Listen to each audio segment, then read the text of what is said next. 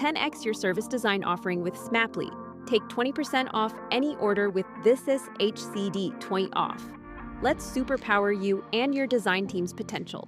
Sign up at smaply.app. Enjoy the episode from your friends at Smaply, helping support This Is HCD podcast. Pietro Jarre has a doctorate in geotechnical engineering. He's a specialist in geotechnical and environmental issues on waste rock deposits, mining infrastructures, landfills, and brownfields. Since 2015, his focus is on the environmental and social impact of digital technologies. He's founder of Slow Web Association, something I'd highly recommend checking out at slowweb.org. Pietro starts our conversation by recounting his early years in mining, leading up to the Los Frailes tailings dam disaster. After my graduation and my PhD in geotechnical engineering, I did quite a lot of consulting work around the world for geotechnical issues. And so often I was involved with the stability of tailing dams and in general, landfills and waste deposits of rocks for the mining industry. My first large assignment was with an asbestos mine near Torino, which was closed in 1991 when asbestos was banned. Asbestos production and use was banned. I did work for the stability of the waste rock dams. It was a very small mine. The production was 100,000 tons per year, while later on in my career I worked for mines whose production was 100,000 tons per day. One of these mines was the Asnalcollier mine. Actually, the name of the mine is Los Frailes, is close to the Asnalcollier village in Andalusia, where since 5,000 years ago, 3,000 before Jesus Christ, mining activities took place. In that part, it's on the border from Spain and Portugal. There is a so-called Pirate Belt where copper, iron, and many other metals might be mined. The Rio Tinto multinational actually started there. Rio Tinto in Spanish means the Red River. And just the name of that company, Rio Tinto, explains that these mines had an impact on the surrounding environment since thousands of years ago. In Asnalcollier, my assignment was in 1998, was to manage the reclamation works due to the failure of the tailing dam, which occurred that year. In essence, as it happens very much more often than we believe, I will come back on this point. What happened is that the dam containing the tailings, which are created by the crushing of the minerals to extract the metals, this tailing dam rotated, opened, and the tailing contained in the dam partly flew down in the river, and in the end they continued to flow downhill for 40 kilometers into the Doñana Park.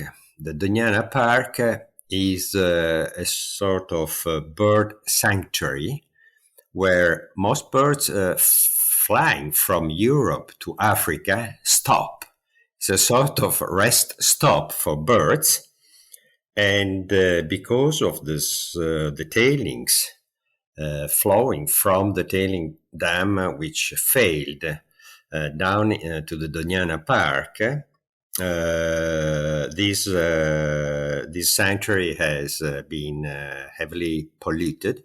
In essence, the sludge flowing down, not so much, but anyway, 5 million cubic meters of very acidic sludge covered as a cake for 10, 20, 30 centimeters on the topsoil, covering olive trees, orchards, and everything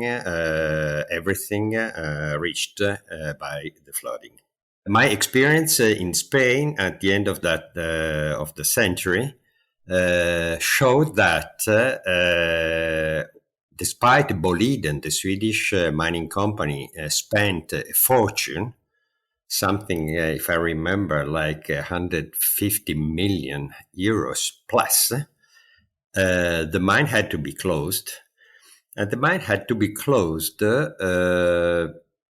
not because of technical reasons, not because the ore was no longer available, not because technologies were not available to protect the environment, the population, and so on, but because, in essence, the economy of that region, of Andalusia, was no longer so low, so poor.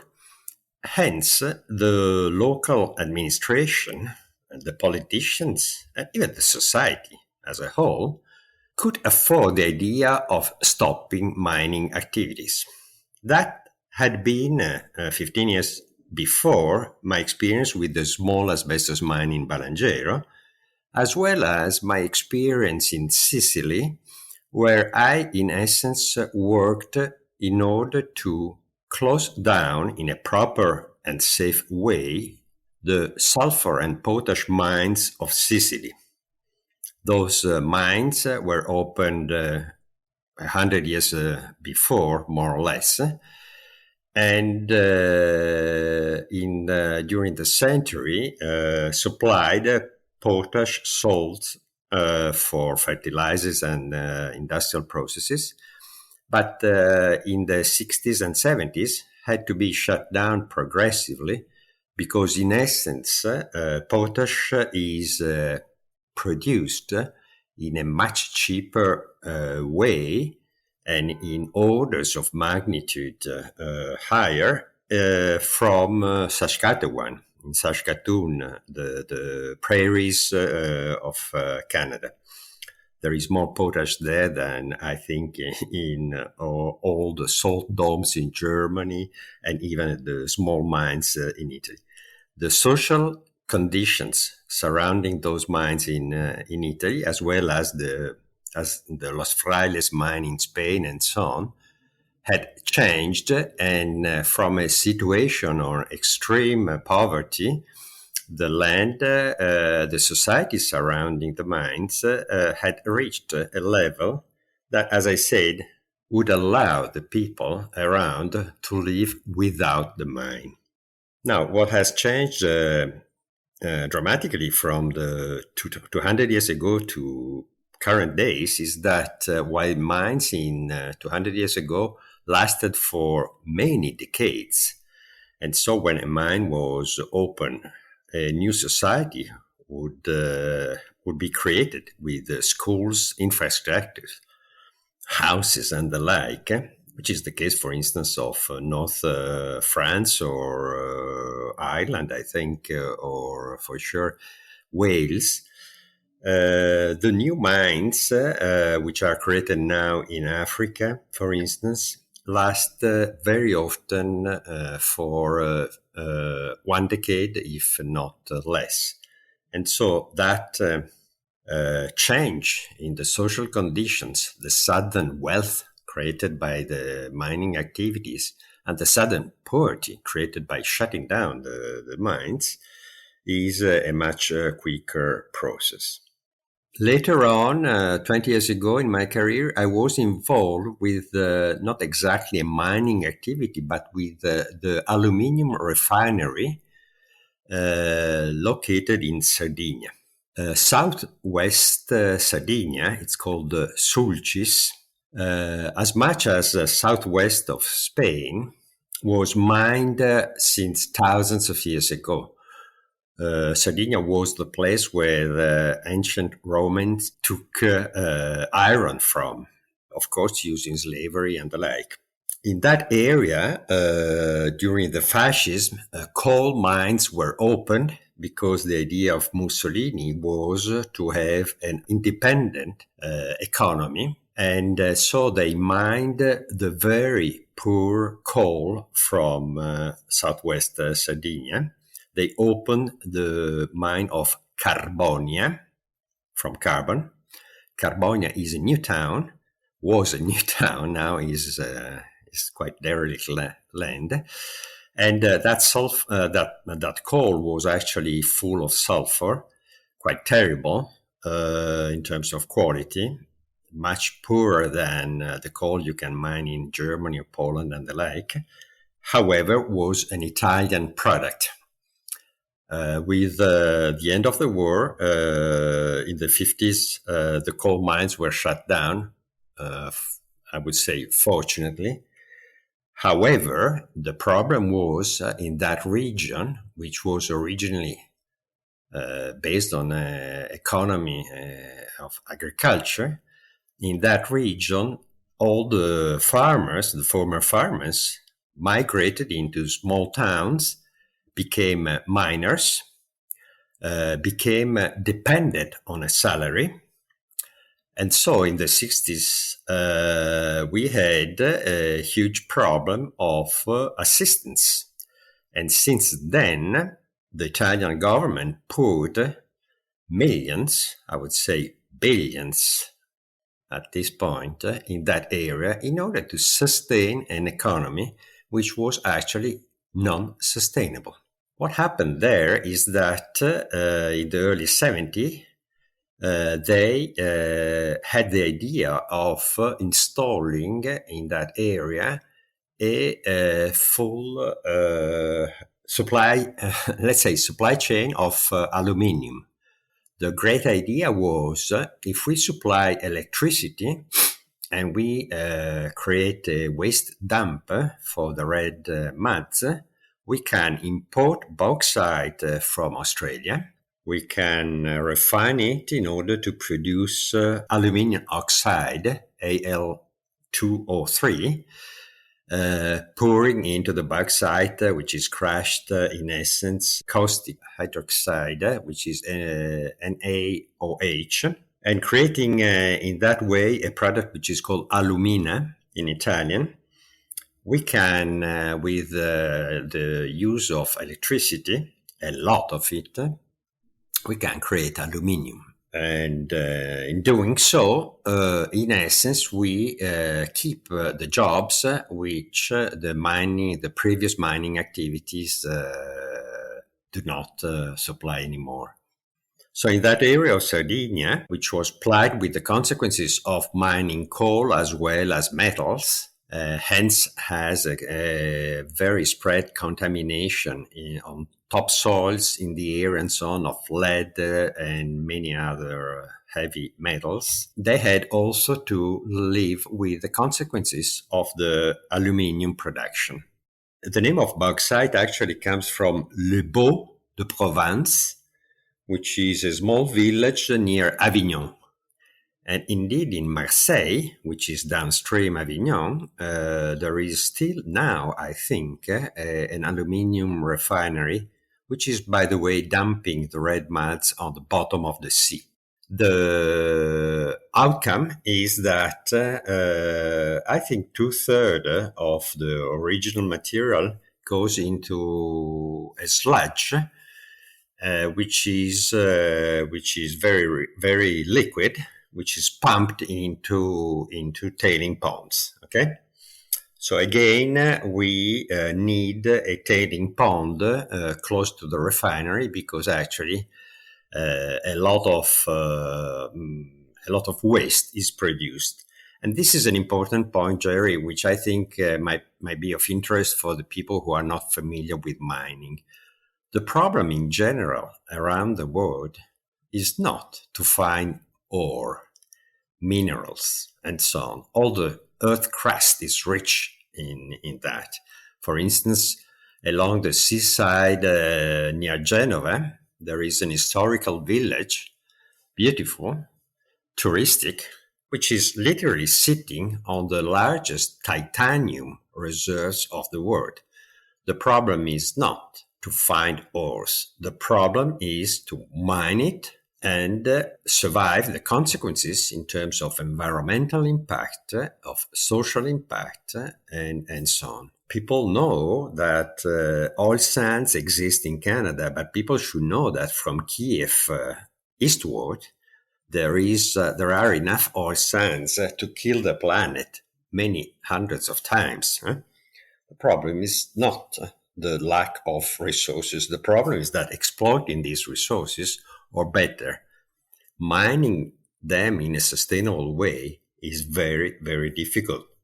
It's almost impossible in my experience, because in essence, in Spain, in Sardinia, in Sicily, and so on, my experience showed to me that the mining activity is typically, at least in this part of the world, where we have relatively wealthy states, it's an activity which is carried on in terms of exploitation, preliminary studies, setting of infrastructures, and so on. It's carried on the shoulders of the taxpayers. Then the exploitation is really generating profit. So the taxpayers, so the public part. The first phase is public. The second phase, exploitation, is private. Profits go to specific private companies. And then the real game starts. The real game is decommissioning, closing, and so on. There are thousands of mines closed around the world, including in Europe. There are hundreds, if not thousands, of tailing ponds which have been abandoned, while a tailing pond should be cared of for hundreds of years. And the last phase, the phase number 3, is again public. So costs are public and profit are private. That is my summary. The Los Frailes mine in Spain, afterwards, in essence, closed 20 years ago. 5 years ago, I think, was considered to be reopened. The reason is simple. The unemployment rate in Andalusia, which was low 20 years ago because tourism, because Sevilla, celebrations, and so on, because the new industry in Sevilla was boosting. 5 years ago, the rate of unemployment in Andalusia was one of the highest in Europe, 30%. And so what do we do, guys? We open again the mine. It doesn't matter if opening the mine gives only, in brackets, a few hundreds of jobs. Those are jobs. And those are the jobs that people might remember. So there was a discussion 5 years ago about reopening those mines. And I wouldn't be surprised if we go into a recession. I wouldn't be surprised, Gerry, if we reconsider reopening some mines in Ireland, Wales, or Sardinia, or Sicily. The Los Frailes mine is actually an open pit, so it's already a type of system which is suitable for new technologies. While the old mines, maybe in our collective imaginary, are dark alleys, dark tunnels, and underground. The modern operations since let's say 30 years ago are just very large open pits, and so there are just very, very large quarries. When I mean very large, I mean kilometers by kilometers. And Los Frailes is suitable for that. Other mines like in Ireland and England or Italy, and not by chance because of the high density of population, are instead underground, are very old operations and so on. But I wouldn't be surprised if Europe goes into a deep economic recession, that we will restart considering some mining activities. Indeed, today what we see, I think, the end or at least a long temporary phase of deglobalization or regionalization due to a number of reasons, economical reasons, transportation costs and so on, and political reasons. And so I think that Europe will have to rely on much closer sources for the materials that we need more and more because of the ICT industry demand. So I wouldn't be surprised if we will see Europe, number one, trying to exploit more the mines in the East Europe, in the Balkans and the like, in North Africa, and then reconsider some situations like the Andalusia situation. As I said, it's just a matter of economical and social conditions. I was not surprised when a couple of weeks ago we read the news about the potential new mines for rare earth in north of Sweden, in Kiruna. Kiruna, it seems that there is a lot of lithium, if I remember.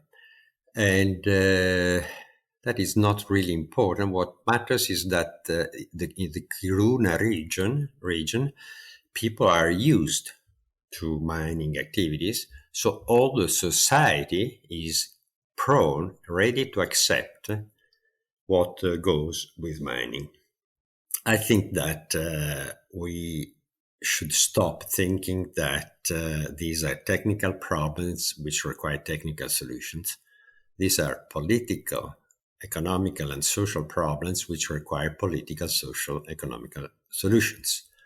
We really need to change gear and to stop using the amount of materials we use.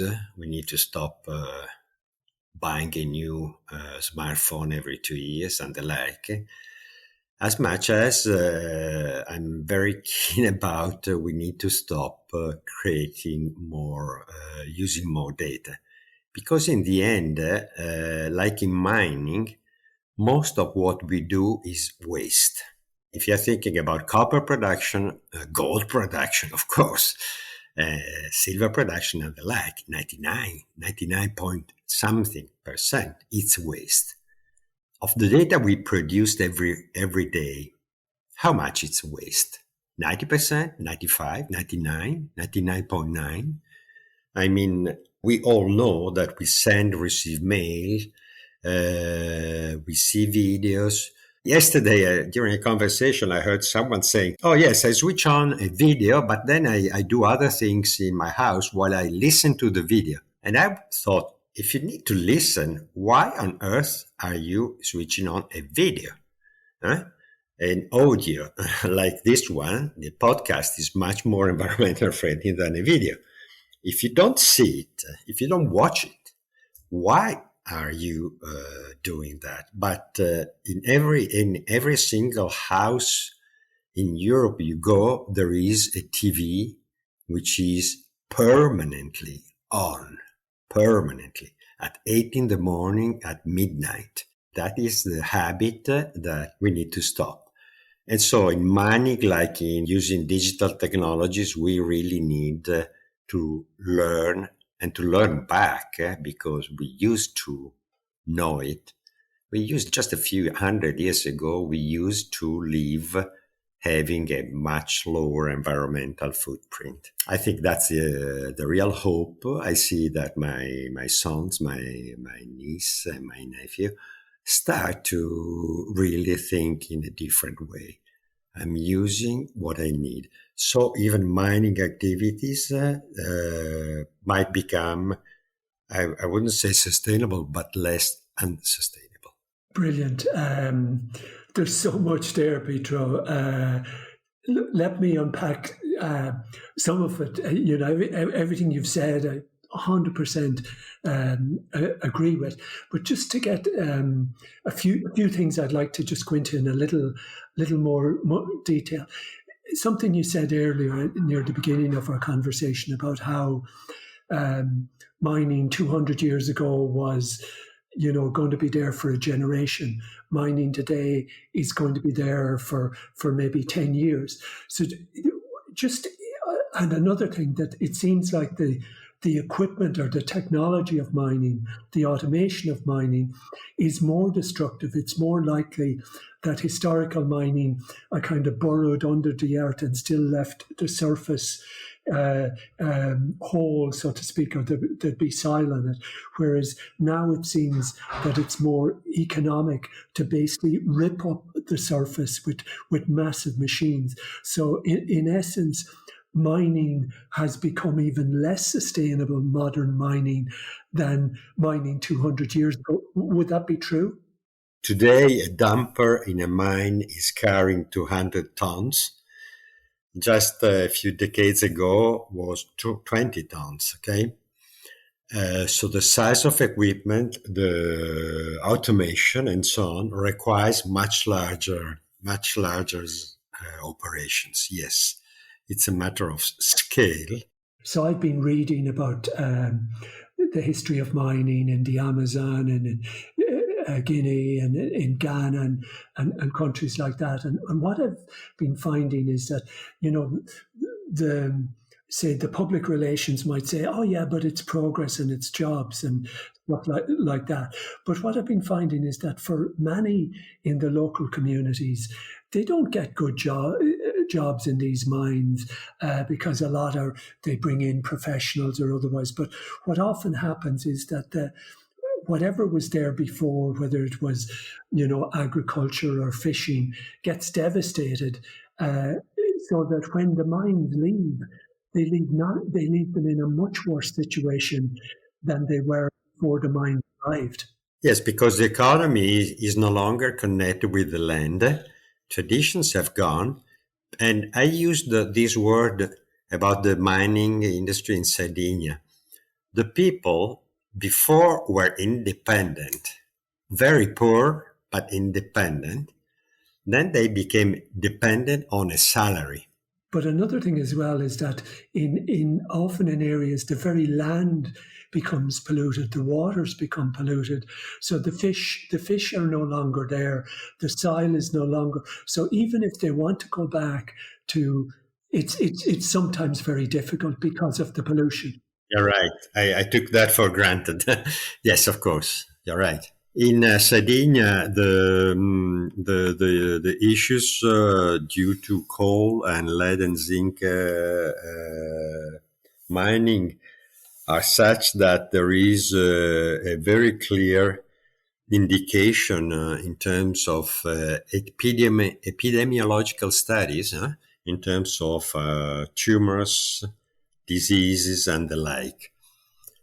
In essence, if you consider 20 years, all kind of food which is cultivated there, wine, olives, and the like, all has been banned at some point in time because analysis showed that was not under limits.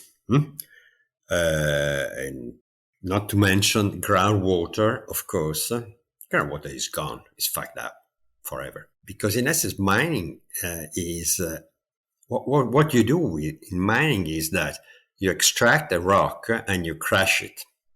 So what you do, you multiply by order of magnitude the surface which is in contact with water. And so the ability of water to leach out metals, okay? Hence the Rio Tinto name.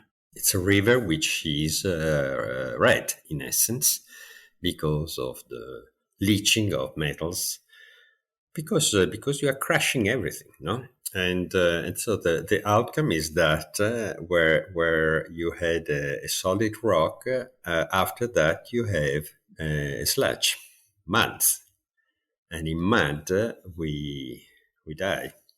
And as well, it's not simply the mixing and the crushing of the minerals existent in the place. Often they've been adding chemicals to leach out the specific materials that they're looking for. So you get it's not just a so-called natural mud. It's a very dangerous mud.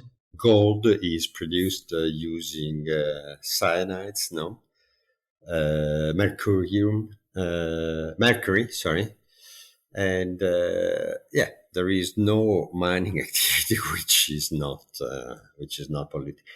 I mean, with my company, Golder Associate, we did a lot of consulting work around the world we used to say to make a sustainable mining.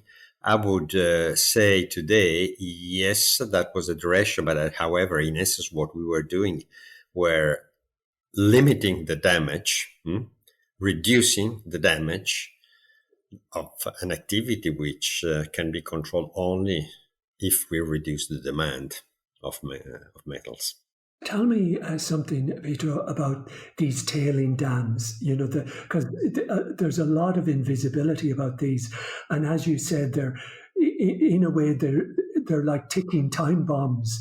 Most, not all, the mining activities require, beside the crushing system, the crushing plant, beside the refinery, a tailing pond. A place where to dispose of the tailings generated by the process. This pond could be, in theory, a natural valley. You fill the valley with tailings. That has been done in places like Indonesia. And of course, if you put the tailings in a valley, the waters which were flowing freely in the valley will flow into the tailings. And the waters which were coming from the valley downhill, down gradient, will flow down gradient in one way or the other. The idea that you can control the outflow from tailing ponds is, I think it's a mere illusion. However, what we are talking about something like 4,000 tailing ponds of large size around the world. These facilities should be looked after, cared of, for hundreds, if not thousands of years. Somebody say 10,000 years, but that's true for radioactive waste, not for mining waste. I think let's say 1,000 years. 1,000 years, okay. That is not the case, and very often these ponds are abandoned, and more often that we know, fail. Now, they might fail in a very spectacular way, like the Vale Bento Rodrigues, the Bento Rodrigues mine of Vale in Brazil 5 years ago, I think. 5 years ago, 60 million cubic meters of tailings flew down the river, down to the ocean, I'm pretty sure. That was not the first time those mines caused problems. Every year, at least 2, but often 3 or 5 large tailing ponds fail. Every year, hundreds of tailing ponds leak contamination in the surrounding environment. Okay, and sometimes they are designed in such a way that they leak. Now, one of the issues which I learned are very important with tailing ponds is the amount of water which is within the tailings and on top of tailings. If think about a paste, a tooth paste. If you leave a toothpaste in the environment, it goes nowhere because the fluidity of the material is very low. It doesn't go anywhere. In essence, a toothpaste would not need any dam to be contained. And that is also true for tailings from the mining industry. If they can be dehydrated and worked in such a way that you create a paste, the environmental risk due to tailings is very much reduced. Indeed, we, with my consulting company, we created facilities, many facilities around the world where actually the sludge was worked, of course, spending some money, making some investments, worked in such a way that the outcome was a paste with many, many advantages from the stability point of view, from the environmental impact point of view, and the workability of all the cycle. However, that is not the common case, and often these sludges are deposited at a very high water content, and not only the tailing pond itself is used by the refinery as a reservoir for water. And so what happens is that if you have a failure, and this is what I learned, and which I didn't find so much clearly explained in the books, the problem is not necessarily the failure of the tailing pond in absence of floating water.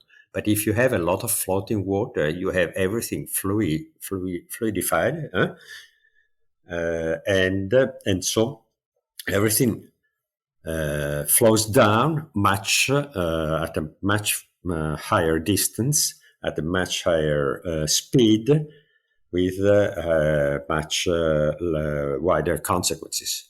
So I would recommend that everywhere you have to deal with a tailing pond, watch the water balance, watch how much water is left on top of tailings, because that is the most important risk that you need to manage. What you said earlier as well is that, the prospecting, the taxpayer pays for the prospecting for the mining. The actual mining for itself, private industry profits from it, but basically the tailing ponds are left to the public. Is that basically, it's the taxpayer who must take up this 1,000-year care of these tailing ponds? Yeah, but that is also... It's also very often the situation with the manufacturing industry. I'm sitting in Torino, where we have gone through 30 years of brutal deindustrialization, which has left many industrial sites, which are now to be reclaimed, to be reused, but the cost for remediation and so on are not addressed to the former industry, but are on our shoulders of taxpayers. That is nothing different with the mining industry, with the differences of the size of investments needed to reclaim a mining site are orders of magnitude higher. However, on the opposite, they are very often in very remote areas, so people don't care because they don't see it. They don't see it, but of course it seeps into the water table. Could you tell us the journey of bauxite? A little bit about the processing of what it involves and how much electricity, how much energy. In that area of Sardinia I mentioned, where in the 70s they installed all the supply chain for aluminium, for bauxite to the window frames, ready for construction industry. they had to build a sort of 50 megawatt power plant, a specific power plant for that industry. Which is just telling us that you cannot just install an aluminium smelter in every place you want. As much as Gerry today is the case with data centers. Data centers which suck power in the order of 3-5 megawatt. They require a specific power plant for themselves. Maybe just to focus a little bit on the red mud. Yes, the red muds. I think we should remind that red muds have a pH between 10 and 12, so you don't want to put your finger in it, because of course you burn. That is the main feature. They contain all sort of heavy metals. I might mention chromium 6, chromium, mercury, and the like. They contain arsenic. They contain all sort of nice stuff. Fluorides. At least in Sardinia, that was the main problem of fluorides. All stuff whose tolerable concentration is in parts per million, milligram per ton, parts per million. On top of that, bauxite, like other natural materials, have a weak but important radioactivity. So an activity, they have emissions in terms of radiations. So nobody should be scared of this. However, we must be aware of the fact that a lot of construction materials keep having this radioactivity because natural occurring materials, rocks, particularly rocks coming from specific processes like rocks coming from volcanoes and the like, they have this radioactivity. We are talking about mainly alpha radiations, so radiation that our skin is able to stop. So the problem is not that if you are in front of a radioactive rock, nothing happens to you because our skin is good enough to protect. However, what happens when you're crushing it and you're making dust, very fine dust, what happens is that you inhale, you breathe, and you inhale. And when you inhale and a particle goes into your lungs, we don't have the skin in the lungs. If we had skin in the lungs, we could not breathe. And so those particles goes in direct contact with the lungs, and then the radioactivity might take place. There are studies about this. It's not bauxite is one of many materials, phosphogypsums, and other materials have similar properties. In general, I would say, in general, it's never a good idea to inhale dust in our cities because of the combustion of coal and oil and so on, of wood, and as well as it's not a good idea inhaling dust from red muds and mining byproducts. It's interesting you talk about the red dust because it seems to be a common theme that I have discovered in when people in the Amazon, where a lot of bauxite and alumina processing goes on in Guinea and Ghana and countries, a lot of the local people talk about the red dust with a lot of fear that it and it's so fine as well. Yeah, because it's a powder, no? Another interesting point we might make about tailing ponds, if I may. In my experience, I was involved with a couple of tailing pond failures, but fortunately, in those situations, nobody was killed. Particularly in Los Frailes, Andalusia, nobody was killed because this flooding actually occurred, was not very high, was not a high wave of water. And because the morphology, the landscape shape was is typical already of the final length of the river. The situation is very different when you are talking about tailing ponds which were located on the Alps, for instance, because the mines took place in the past. Tailings was produced and pumped on tailing ponds hanging on, literally hanging on top of mountains, which was also the case of the Brazilian mine I mentioned before, the Bento Rodrigues. If you go on the web, there was a camera watching this dam. It's really impressive. And the tailing pond at Bento Rodrigues was hanging along a slope on a hill.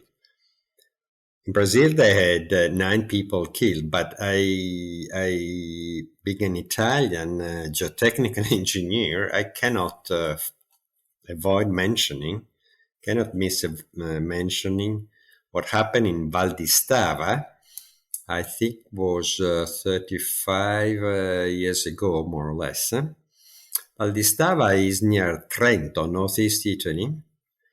There was this tailing pond basin hanging on slopes in 3 basins, one on top of the other. Typical situation. I think was built, how can I say, uphill. So you build a first layer, then with the same tailing, which is drying along the borders of the pond, you build another raise. You raise up and top to toe to crest upstream. And in Val di Stava, at some point, everything failed, and I'm pretty sure 230 people were covered with meters and meters of mud. That was the consequence of mining activity which had been abandoned, not looked after, and so on. And that was a very small pond in terms of cubic meters. I think it was a matter of 30, 50,000 or 500,000. I mean, nothing comparable to the 5 million in Andalusia or the 60 million in Brazil. Huh? However, because there was a camping site downhill, because we are in a very highly crowded, high density population area and so on, that is where when you understand that mining must take place only in some areas, not others, for sure. Maybe to summarize again, and you did summarize earlier, that we need to kind of reuse materials, use less materials, that we can't keep going at this rate of material consumption. Maybe that would be a good way to summarize or to your final thought. In terms of consumption and efficiency and so on, I'm an engineer, and I notice that when I studied engineering 40 years ago, as much as when my son, who is now 35, studied engineering 10 years ago, all we learned was a series of procedures, processes, methodologies in order to increase the efficiency of units, the efficiency of an engine, the efficiency of a chip, the efficiency of a fridge, and the like. technical people, engineers, and so on, they focus very much on reducing the unitary consumption. But actually, the real stakeholder which matters, which is called Earth, the Earth don't care about the efficiency of a single engine. The Earth is impacted by the product of the unitary efficiency multiplied by the number of tools which run. So the Earth would be much less impacted if only one huge ship with a horrible 200 years old engine would carry goods from China to Europe every day, instead of 1 million ships with extreme efficient. The point is, Gerry, is how much we use, how many engines, how many computers, and so on. So I think the point is that to reduce the consumption of materials as much as to reduce the amount of fossil fuel of energy we use, the point is not to increase the efficiency of photovoltaic panels and so on. The point is to use less electricity, period. To move to when it's necessary and not when it's not. To create technologies which help us in using less materials instead of the opposite. All the ICT industry, for instance, today is developing products which increase our use of the web. We said years ago we want to move bytes instead of atoms, but today the amount of bytes that we move is increasing at such a rate that we already have an impact on the energy consumption. And I don't think a solution is to use renewable energy for data centers. The point is we should not fill the data centers with all the crap that we're filling with. As much as with the mining industry, we are very, very, very efficient in creating huge dams, huge landfills. It seems that humans' first ability is to shit in some place, and to leave the land full of garbage, waste, with data, with materials, and the like. So the issue is to be tackled at the root, no?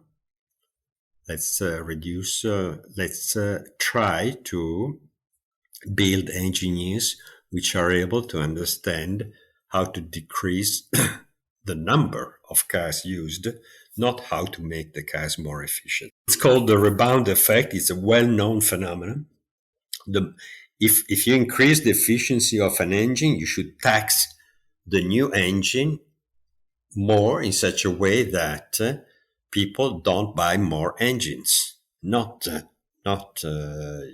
hoping that increasing the efficiency, unit efficiency, will better the world is very primitive thought. If you're interested in these sorts of ideas, please check out my book, Worldwide Waste, at gerrymcgovern.com. To hear other interesting podcasts, please visit thisishcd.com.